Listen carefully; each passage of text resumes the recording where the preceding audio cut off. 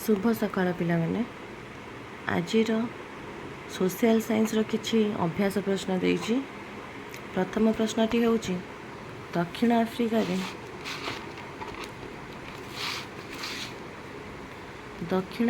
रे भारतीय माने श्वेतांग मानक द्वारा किपरि अत्याचारित होउथिले बुझाओ।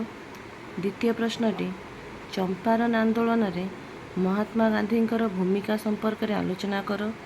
तृतीय प्रश्नटी रावलात आईन कौन बुझाओ। चतुर्थ प्रश्नटी संबलर विशेषत्व कौन। संबल संरक्षण कहले कौन बुझ। नवीकरण योग्य संबल और नवीकरण अयोग्य संबल मध्य पार्थक्य दर्शाओ।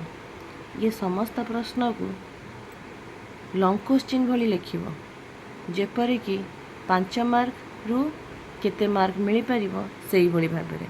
शॉर्ट क्वेश्चन लिखिबनी भल भाबरे बुझाई समस्त प्रश्न को लिखि उत्तर को पठाओ। धन्यवाद।